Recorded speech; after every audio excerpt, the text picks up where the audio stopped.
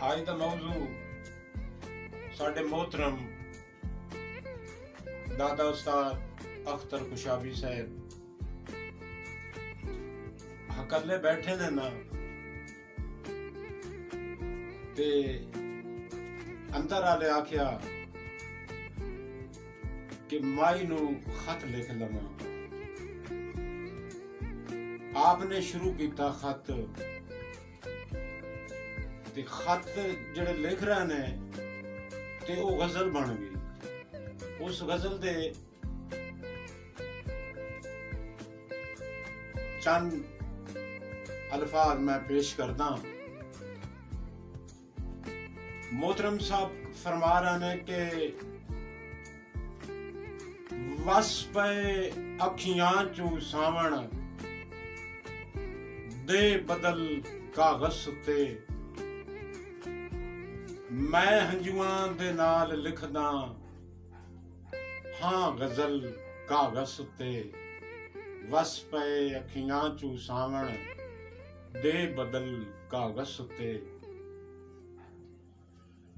मैं बेख्याली शहजाद आसी साहब तवज्जो मैं बेख्याली सफे विच लकीरां लिखियां। मैं बेख्याली सफे विच लकीरां लिखियां बन गई महबूब दी सोहनी शक्ल कागज उत्ते। वस पे अखियां चू सावण दे बदल कागज उत्ते मैं हंजुआं दे नाल लिखदा हाँ गजल कागज उत्ते। वस पे अखियां चू सावण दे बदल कागज उत्ते मैंडे खत को पट के चियां वट के सावे लाक्सी। शहजाद मखन आप सरगोदा तवज्जो कि मैंडे खत को चियां वट के सावे लाक्सी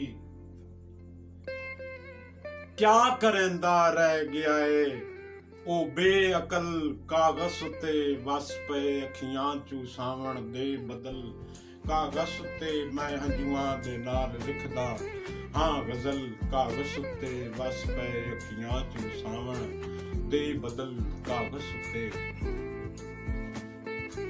ते कोई मुबारक वक्त हा अख्तर दी चंगी सैद दा। जनाबे हाजी सतार साहब आप कुशाब तवज्जो कि कोई मुबारक वक्त हा अख्तर दी चंगी सैद दा। ओ नित दुआई लिखदा हा मैं वल मिठल कागज उत्ते। वस पे अखियां चू सावण दे बदल कागज उत्ते मैं हंजुआं दे नाल लिखना हाँ गजल कागज उत्ते। वस पे अखियां चू सावण दे बदल कागज उत्ते मैं हंजुआं दे नाल लिखदा हाँ गजल कागज उत्ते। एक शेर अंदर आला कहंदा कि ओ रिपीट कर कि मैंडे खत को चियां वट के सावे लाक्सी। मैंडे खत को चियां वट के सावे लाक्सी क्या करेंदा रह गया है ओ बेअकल कागज उत्ते। वस पे अखियां चू सावण दे बदल कागज उत्ते मैं हंजुआं दे नाल लिखदा हाँ गजल कागज उत्ते। कोई मुबारक वक्त हा अख्तर दी चंगी सैद दा।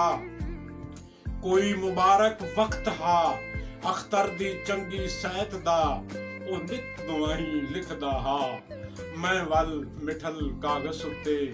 वस पे अखियां चू सावण दे बदल कागज उत्ते मैं हंजुआं दे नाल लिखदा हाँ गजल कागज उत्ते।